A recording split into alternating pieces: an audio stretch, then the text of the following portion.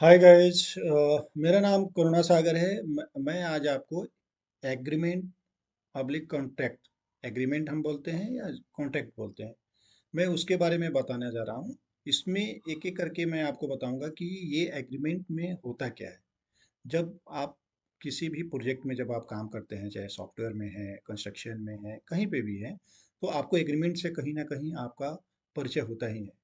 जब आप सीनियर होते हैं तो आपके पास एग्रीमेंट आता है, एग्रीमेंट आपको पढ़ना होता है, उसमें आपके स्कोप ऑफ वर्क होते हैं और किस तरह का एग्रीमेंट होता है और क्या क्या स्टेज है एग्रीमेंट का, वो आपको जानना जरूरी है एज ए सीनियर पर्सन।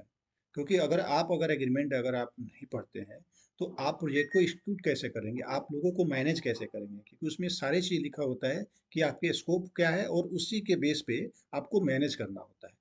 एक काम होता है कि जो प्रोजेक्ट मैनेजर होता है वो प्रोजेक्ट को मैनेज करता है। एक उससे जो एबव होता है वो ओवरऑल क्लाइंट इंटरटेन करता है, क्लाइंट को देखता है, उसके अंदर एग्रीमेंट आता है कि ये हमारे उसमें रोल्स क्या थे, क्या क्या करना था, क्या डू है, क्या डज है, ये सारे चीज़ हमें करना होता है। तो मैं आपको एक एक करके बताऊंगा कि हमें क्या क्या चीज़ देखना है। सबसे पहले अगर कोई हमारी कॉन्ट्रैक्ट किसी से बात होती है तो सबसे पहले हमारे पास एक एनडीए आता है, जिसको हम बोलते हैं नॉन डिस्क्लोजर एग्रीमेंट। एनडीए, हम नॉर्मल सी बात है कि हर आदमी अवेयर होता है कि हाँ भाई एनडीए साइन हुआ है या नहीं हुआ है, क्योंकि ये हर क्लाइंट, हर आदमी चाहता है कि पहले एक साइन हो। इसमें क्या होता है कि आपको प्रोजेक्ट मिले या ना मिले, लेकिन ये हर आदमी चाहता है कि पहले हम आपसे एक साइन कराएं। ये नॉर्मल सी बातें हैं।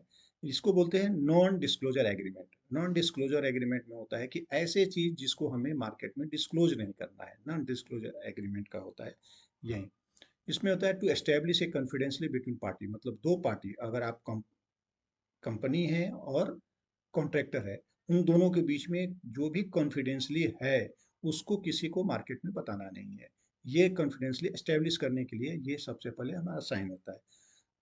इसके बाद क्या होता है कि जब एनडीए साइन होता है और तब आपसे अगर काम की बात होती है कि हाँ हमें अब काम आपको देना है, तो उसमें क्या होता है कि एक लेटर पे इंटेंशनली एक साइन होता है जिसको हम बोलते हैं LOI, letter of intent. Intent ये होता है कि अब आपको हम काम देना चाहते हैं, जो काम का ये है स्कोप, और वो हम आपको इतने दिन में एग्जीक्यूट करा लेंगे। तो ये लेटर ऑफ इंटेंट में होता ये है कि ये कंपनी अपनी लेटर हेड पे दे देती है।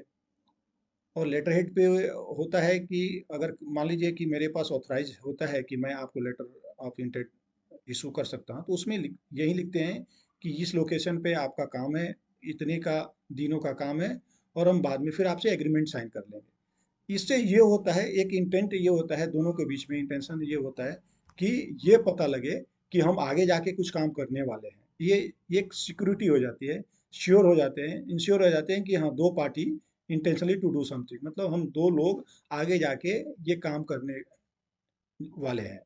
तो इसलिए इसको बोलते हैं लेटर ऑफ इंटेंट। ये उतना लीगली रूप से हम नहीं मानते हैं, तो नहीं मानते हैं तब जब इसके आगे हमारे पास एक एग्रीमेंट साइन होता है, तो ये नल एंड वॉइड होता है, एलओआई। अब आता है purchase and sale agreement. Purchase and sale agreement में अगर आप कोई परचेज करना करना चाहते हैं, transaction occur between buyer and seller, कोई भी गुड्स अगर आप सेल करना चाहते हैं, बाई करना चाहते हैं, तो उसके लिए एक सेपरेट एग्रीमेंट होता है। उस एग्रीमेंट में ये भी ध्यान देना पड़ता है कि उस पे क्लाइंट को क्या इनपुट मिलने वाला है। अगर जीएसटी इनपुट मिलने वाला है तो उस हिसाब से हमें सिर्फ सेल को और सर्विस को, देखिए कोई भी सामान होता है उसमें ये चीज़ होता है कि ये एक हमने आपको आया है और सामान आपको सेल कर दिया, लेकिन कुछ ऐसे चीज़ होते हैं जैसे हमने एसी लाए, हमने एसी आपको दे दिया, लेकिन एसी दे के हम क्या करेंगे, जब तक हमें इंस्टॉल नहीं करेंगे, जब तक उसकी पूरी सर्विस नहीं करेंगे। तो ये दो चीज़ें हो जाती है, जैसे हम गए और आपका घर बनाना शुरू कर दिया, तो वहाँ पे हमने बाई भी किया, सेल भी किया और सर्विस भी दिया, तो वो इसमें नहीं आता है। ये वैसे चीज़ होते हैं, वैसे परचेज आइटम होते हैं जो मूवेबल होते हैं, इसमें जीएसटी में इनपुट मिलता है। तो ये उस समय हमें एकदम क्लियर होना चाहिए, कंपनी एकदम क्लियर होती है कि मुझे जीएसटी इनपुट चाहिए, तो आपको सेल का अलग एग्रीमेंट हो जाता है और सर्विस का अलग हो जाता है। सर्विस जहाँ पे सिर्फ आपको सर्विस ही देना है, उस सर्विस में interest to both party with terms and condition, किसी टर्म्स कंडीशन पे हमें आपको सर्विस देना है। जैसे उस सर्विस में ये होती है कि मुझे यह सर्विस इतने महीने की चाहिए, कितने लोगों की चाहिए, उसमें स्कोप ऑफ वर्क क्या होगा, आपका वहाँ पे काम क्या होगा, ये सारी चीज़ें उस सर्विस एग्रीमेंट में लिखी होती है। तीसरा होता है, जहाँ पे आपको परचेज भी करना होता है, सर्विस भी देना होता है, इसको बोलते हैं ईपीसी। इंजीनियरिंग भी आता है, प्रोक्यूरमेंट भी आता है और कंस्ट्रक्शन भी आता है। यहाँ पे आप इंजीनियरिंग का भी काम कर रहे हैं, मतलब डिजाइन का भी काम कर रहे हैं इसमें। प्रोक्यूरमेंट मतलब आप प्रोक्यूर भी कर रहे हैं और कंस्ट्रक्शन कंस्ट्रक्ट भी कर रहे हैं। इसको जनरली भाषा में हम ट्रंकी कॉन्ट्रैक्ट बोलते हैं। लोग बोलते हैं टर्की कॉन्ट्रैक्ट। टर्की कॉन्ट्रैक्ट आपने देखा होगा, ये बड़े बिग बिग प्रोजेक्ट में होता है। जैसे कोई रेलवे का अगर किसी ने काम ले लिया, किसी ने एयरपोर्ट का काम ले लिया, किसी ने घर बनाने का ले लिया, तो वो बोलता है कि हमें ऐसा काम करना है कि आप ही को काम करना है, आप ही इसमें बनाइए, आप इसका फायर का काम भी आप ही कीजिए, स्ट्रक्चर का काम आप ही कीजिए, डिजाइन भी हमारे लिए कर दीजिए। तो इस ये होता है, prepare the detailed engineering design procurement of all the materials and equipments and then construct it to deliver a functioning facility or asset to the owner। इसमें हम डिजाइन भी दे रहे हैं, प्रोक्योर भी कर रहे हैं और इक्विपमेंट भी हम सारे काम कर रहे हैं। तो इस तरह से हम देखते हैं कि इतने टाइप के हमारे एग्रीमेंट होते हैं। मैं अभी आपको इन डिटेल एनडीए के बारे में बताना चाह रहा हूँ। नेक्स्ट स्लाइड में आप देखेंगे NDA. NDA, non-disclosure agreement, are legally binding contracts that establish confidentiality between two or more parties. They are critical for protecting sensitive information such as trade secrets, intellectual property and business strategy। होता क्या है non disclosure agreement में कि इसलिए क्यों पहले लोग sign कराता है, इसलिए साइन कराना चाहता है कि अगर हम दोनों पार्टी, अगर मैं आपको काम अगर इन फ्यूचर दूंगा या देने जा रहा हूँ, तो मेरे बारे में आपका, मेरा लोगों का, मेरे ट्रेड का कोई सेक्रेट है, कोई प्रॉपर्टी है, कोई बिजनेस स्ट्रेटजी है, वो आप कहीं क्लोज डिस्क्लोज ना कर दे। तो एक बाउंडिंग होता है इसमें। सिर्फ इस बात का ख्याल होता है कि कहीं पे ये डिस्क्लोज ना हो, मार्केट में डिस्क्लोज ना हो। उसमें आपके रिपुटेशन का भी हो सकता है, आपकी बहुत सारे चीज का इसमें लॉस भी हो सकता है। तो ये इस हिसाब से ये काम होता है। ये हम जनरली आपका ये 100 रुपीज़ पे या 200 पे हम एक जो नॉन डिस्क्लोजर एग्रीमेंट है, जो नॉन जुडिशियरी स्टाम्प है, उस पर हम साइन करते हैं। Purpose and importance of NDA, इसमें होता है कि क्या पर्पस है, क्या इंपॉर्टेंट है एनडीए का। फर्स्ट है प्रोटेक्ट कॉन्फिडेंशियल इंफॉर्मेशन। आपकी जो कॉन्फिडेंशियल इंफॉर्मेशन है, आपकी जो भी इंफॉर्मेशन है, वो उसका प्रोटेक्शन होता है। Ensure that sensitive data is not share or misuse by the unauthorise party. जैसे मान लीजिए कि आपको काम मिल गया और आपके बहुत सारे एम्प्लॉय हैं, आपने समझा कि हाँ हाँ ये मेरे तक है, लेकिन इसके बारे में सब किसी को जानकारी हो गया। तो इस बात का हमें इंश्योर होना होता है कि हमारे या हमारे कंपनी के किसी भी एम्प्लॉय के द्वारा हम कोई आपके डेटा का मिसयूज नहीं करेंगे। दूसरा होता है foster trust and collaboration. Enable party to share information freely knowing it will be kept confidentially. इसमें इस बात का सिक्योर होता है कि हम इंफॉर्मेशन जो भी हम आपके और हमारे बीच में जो भी बिजनेस टॉकिंग होगी, जो भी हम आपको बताएंगे अपने बारे में कि ये काम हम आपसे लेंगे, ये काम होगा, तो उसका एकदम कॉन्फिडेंशली इसको रखा जाए। इस बात का ट्रस्ट होना चाहिए, एक एक ट्रस्ट बिल्डअप होना चाहिए कि हम दोनों के बीच में जो भी हमने फ्री जो हमारी टॉकिंग हो रही है वो मार्केट तक ना जाए। थर्ड आता है maintain competitive advantage. NDA help companies safeguard their trade secrets and intellectual property. इसमें आप बहुत बड़ी बड़ी कंपनी है, फॉर एमएनसी कंपनी है, तो इन कंपनियों को एक सेफगार्ड करता है कि उसकी ट्रेडर्स की जो सेक्रेट होती है, इंटेलेक्चुअल प्रॉपर्टी है, वो कहीं मार्केट में कहीं है, कहीं नहीं जाए। तो इस बात का ये मेंटेन करना होता है कि ये कहीं भी आपका बाहर ना जाए, इसलिए ये एनडीए साइन करते हैं कि ये एक सेफ गार्ड की तरह यूज हो। की एलिमेंट्स ऑफ एन एनडीए, क्या की एलिमेंट्स होता है। Definitions, clarity defines that information is considered confidential and subject to the agreement। जिस एग्रीमेंट को हम कंसिडर कर रहे हैं उसमें इसका क्लियर डिफाइन होता है कि हम किसी भी इंफॉर्मेशन को जो कंसिडर किया गया है इसको हमें डिस्क्लोज नहीं करना है। Clearly define that information is considered confidentiality. जो भी हमारा जो एग्रीमेंट का कंसिडर किया गया वो एकदम कॉन्फिडेंशियल होना चाहिए। Obligation outlines the responsibilities of each party in protecting the confidential information। इस बात की रेस्पॉन्सिबिलिटी होनी चाहिए कि प्रत्येक, चाहे वो कंपनी हो या कॉन्ट्रैक्टर हो, एकदम कॉन्फिडेंशियली इंफॉर्मेशन को वो प्रोटेक्ट करने के लिए बनाया जाता है कि दोनों साइड से किसी किसी भी तरह से एक आउटलाइन बनाया जाता है, रेस्पॉन्सिबिलिटी तय की जाती है कि ये कहीं से बाहर ना जाए, इसकी ये प्रोटेक्शन के लिए होता है। Exclusion specify information that is not considered confidentially and not subject to the agreement. इसमें इस बात का स्पेसिफाइज होता है कि, और इस बात का कंसिडर किया जाता है कि ये एकदम कॉन्फिडेंशियल हो and not subject to the agreement, इस एग्रीमेंट से बाहर का भी कहीं से कोई इंफॉर्मेशन नहीं जाए। ड्यूरेशन, अब आता है कि ड्यूरेशन ये कितने ड्यूरेशन के लिए होता है, कि हमारे और आपके बीच में कोई ड्यूरेशन हो उस बीच में। Determines the length of time the NDA remains in effect. इसमें इस बात का होता है कि जितने दिन का हमारा अगर एनडीए साइन होता है उसमें एक ड्यूरेशन पीरियड रहता है, उस ड्यूरेशन पीरियड में, किस ड्यूरेशन पीरियड में हमारे को डिस्क्लोज नहीं करना है। Often continue even after the relationship ends. अगर बीच में कॉन्ट्रैक्ट खत्म भी हो जाता है तो इसमें इस बात का होता है कि हमारे रिलेशन के बाद भी हमारी जो इंफॉर्मेशन है उसको आपको डिस्क्लोज नहीं करना है। Mutual versus one way NDA, इसमें होता है कि जो एनडीए साइन होता है वो म्यूचुअल होना चाहिए। हम प्रेफर करते हैं एज ए कॉन्ट्रैक्टर, अगर आप देखेंगे तो म्यूचुअली होता है कि हम दोनों एनडीए साइन कर रहे हैं, इसमें किसी भी इंफॉर्मेशन का हो तो हम म्यूचुअली दोनों भी पार्टी हमारा, both party agree to keep each others information confidential. मतलब हमारा और आपका ये होता है कि हम म्यूचुअली हम इंफॉर्मेशन को एकदम कॉन्फिडेंशियल रखेंगे। This is the common when collaborating on A project, कि हम दोनों आदमी रेस्पॉन्सिबल होंगे, कि हम दोनों आदमी इस बात का श्योर करते हैं कि हम इस इंफॉर्मेशन जो है उसको हम डिस्क्लोज नहीं करेंगे। ये एक जनरल है और हर आदमी चाहता है कि हम दोनों मिलके करें। लेकिन एक ये होता है कि one way NDA, only one party agrees to keep the others information confidentially. तो वन वे में कौन होता है? वन में होता है कि कॉन्ट्रैक्टर को दिया जाता है। कंपनी चाहती है कि कंपनी हम है, हमारे साइड से कोई इन्फॉर्मेशन लीक नहीं होता है, हम ओनरशिप है, हम ओनर हैं, हमने आपको काम दिया है, आपसे हो सकता है। इसलिए जनरली जो भी एनडीए होता है 99% वन वे होता है, क्योंकि उसमें ये इस बात का श्योर होता है कि आपको सारी इन्फॉर्मेशन कॉन्फिडेंशियल रखना है, वो रेस्पॉन्सिबिलिटी अपना नहीं लेता है। इसलिए लिखा है only one party agrees to keep the others information confidentially। This is typical when sharing sensitive information with a vendor or potential partner। अब आता है ऑब्लिगेशन एंड रिस्ट्रिक्शन, क्या क्या ऑब्लिगेशन है, क्या क्या रिस्ट्रिक्शन है।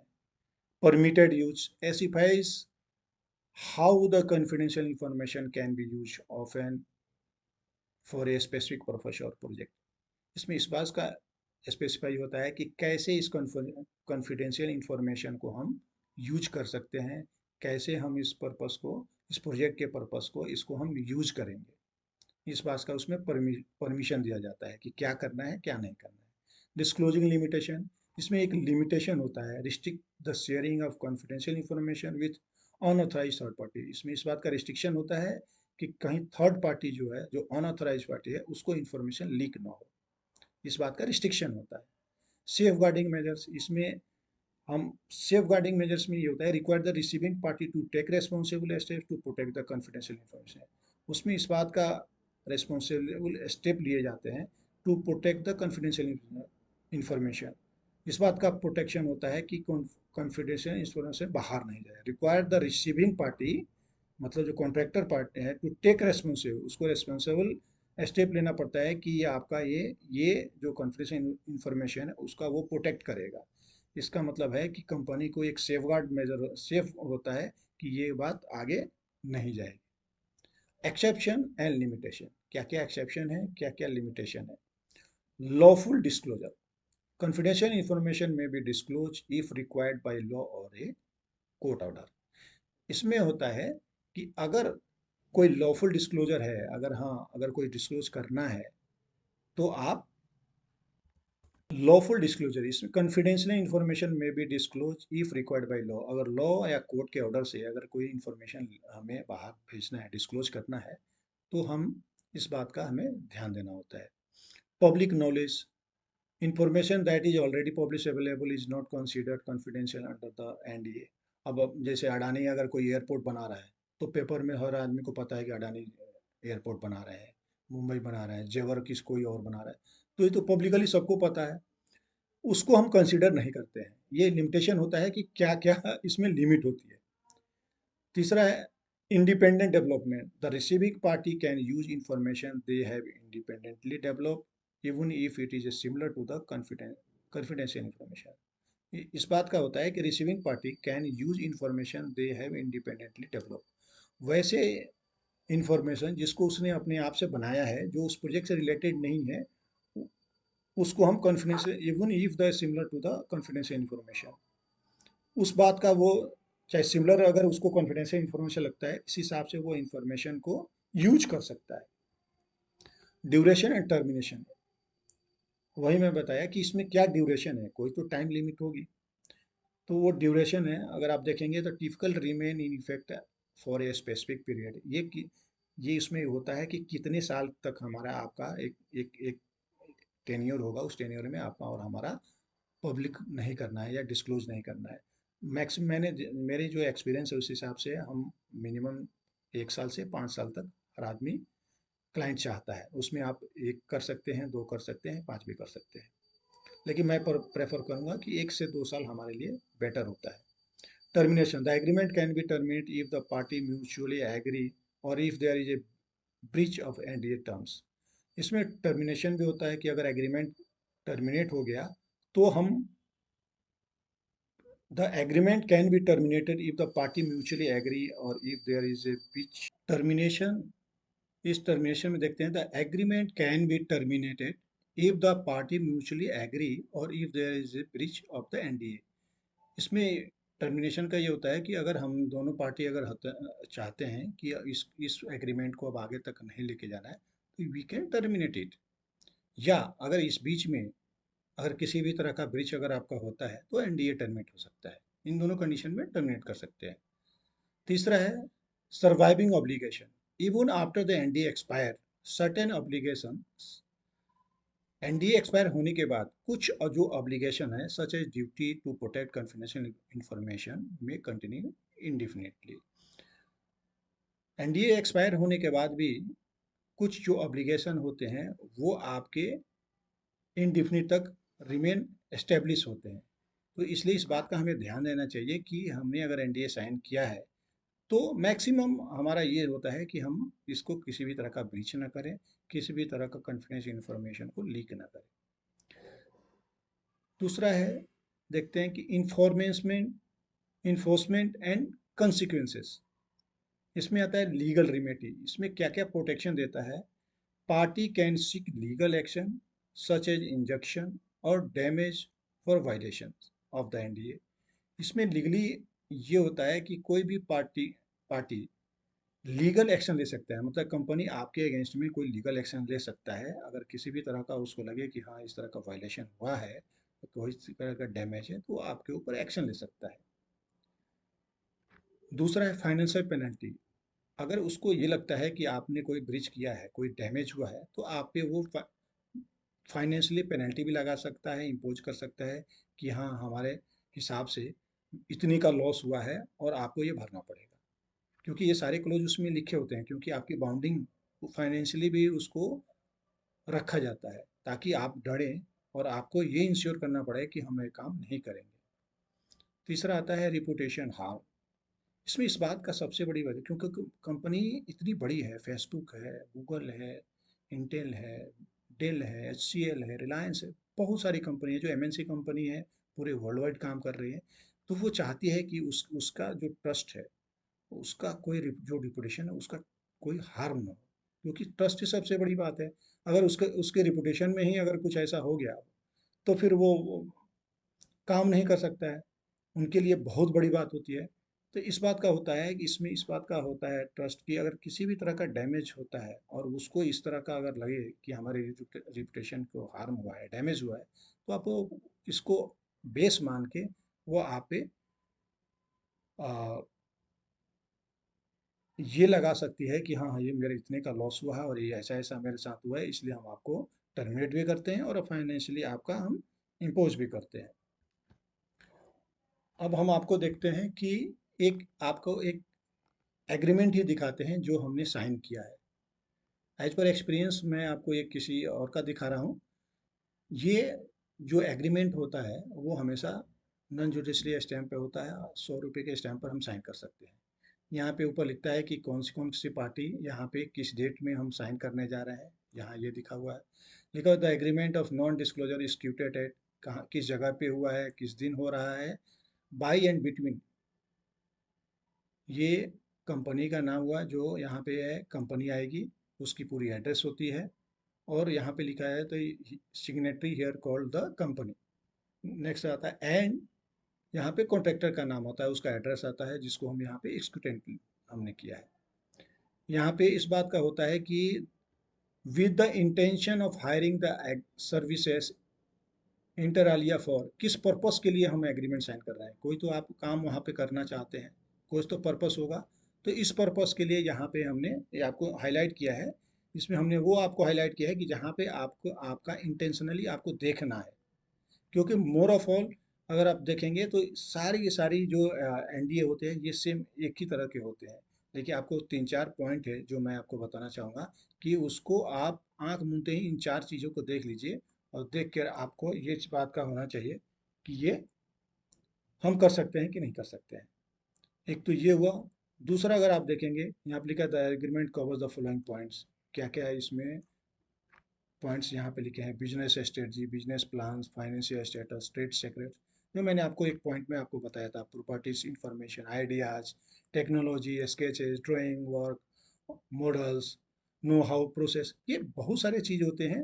अगर आपने कोई लिख कर दिया, कस्टम लिस्ट, एम्प्लॉय, बिजनेस, ये सारे चीज़ होते हैं जो आप में एकदम माइनर माइनर होते हैं जिसको आप भी जानते हैं। कॉन्फिडेंशियल इंफॉर्मेशन यहाँ पे दिया है कि अगर यहाँ पे बी केयरफुल, ये बहुत ही ज़्यादा हमारे पास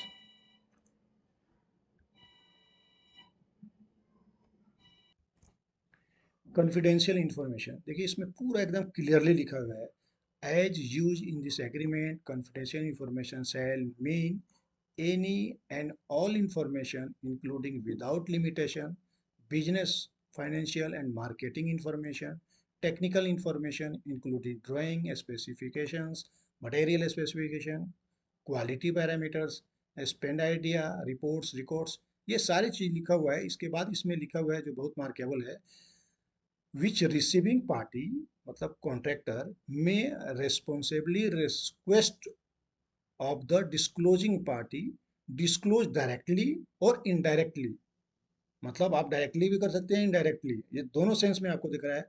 bye disclosing party whether in writing, अगर कहीं आपने राइटिंग में डिस्क्लोज किया है, ओरली वर्बली आपने जाके उधर बोल दिया कि हाँ भाई मुझे ये काम किया, ये आइडिया है, तब भी ओरल में आपका कोई कॉन्फिडेंस नहीं कि आप किसने बोला किसने नहीं बोला। रिटेन का तो आप हो सकता है कि मेल में आपने भेजा हो, कोई कॉरेस्पेंडेंस हुआ तो उसकी आपके पास मिल सकता है एविडेंस, लेकिन ओरल ओरल का कॉन्फिडेंस वो आपका नहीं मिलेगा।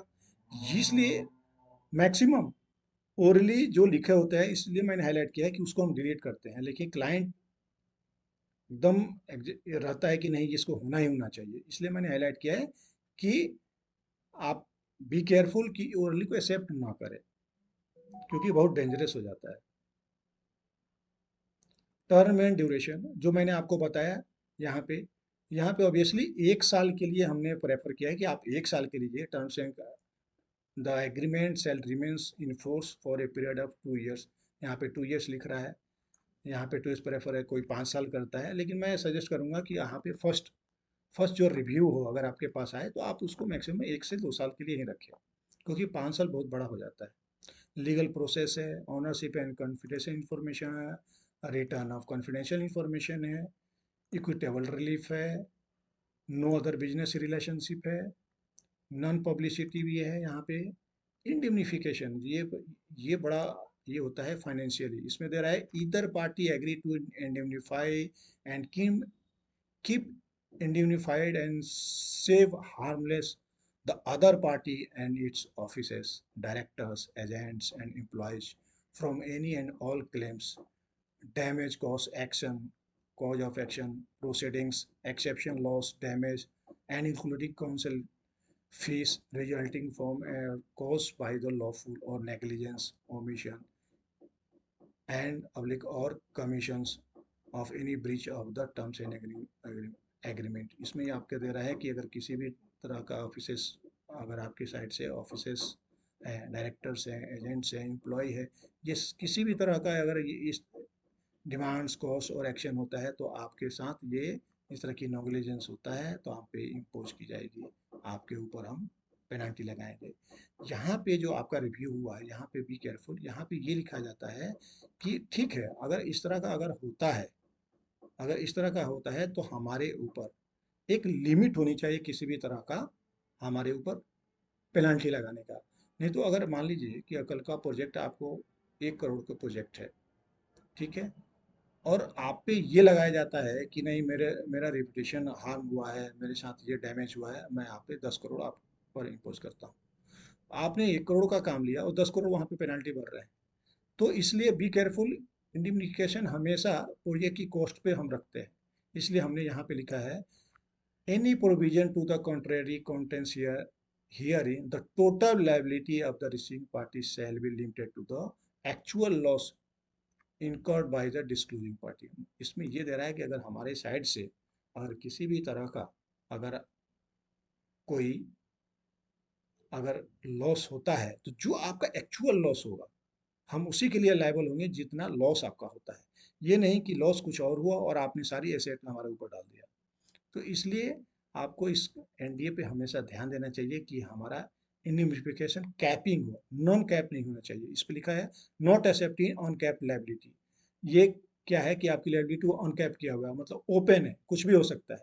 इसलिए हमारा सजेशन है कि इसको ensure that there is not expose to any risk, कि हमारे पास ऐसा रिस्क नहीं आ जाए कि हमारी कंपनी ही रिस्क पे चली जाए।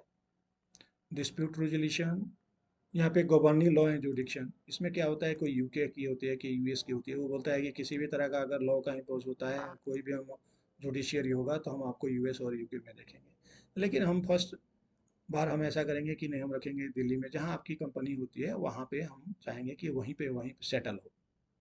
मैक्सिमम वो सब चाहते हैं कि यूके और यूएस हो। तो मैं ये सजेस्ट करूंगा कि आप हमेशा इस बात का ध्यान दें कि इंडिया की में जहाँ आपकी अप्रोचेबल है वहाँ पे भी आप काम कर सकते हैं। तो हाय गाइस, इस हिसाब से आपको मैंने एक एनडीए के बारे में बताया कि एनडीए होता क्या है, और एक मैंने ये भी बताया कि ये एनडीए का फॉर्मेट है जिसमें 3-4 चीज़ है, उसमें आपको हमेशा फोकस करना है। और इसको हमेशा केयरफुली देखना है। इन 4-5 पॉइंट्स में है जिसमें टेन्योर आता है, जिसमें कॉन्फिडेंशियली आता है, आपके डैमेज आते हैं। ये सारी चीज़ें 3-4 चीज़ें जो देखना है और आपको इस पे काम करना है। तो मैं ऐसा करता हूँ कि आपको ये अच्छा लगा हो, और अगर इन फ्यूचर अगर आपको कोई इस तरह का दिक्कत हो रहा है तो आप मेरे डिस्क्रिप्शन में नीचे जो भी कमेंट्स करेंगे मैं आपको अप्रोचेबल हूँ, मैं आपको डिटेल में बताऊंगा। और अगले मेरा जो असाइनमेंट है उस पर मैं आपको एग्रीमेंट के बारे में बताऊंगा, जो सर्विस एग्रीमेंट है, कि हम सर्विस जब एग्रीमेंट में हम क्या क्या चीज़ देखते हैं और क्या क्या चीज़ होना चाहिए। Thank you. Subscribe to my YouTube channel. Thanks.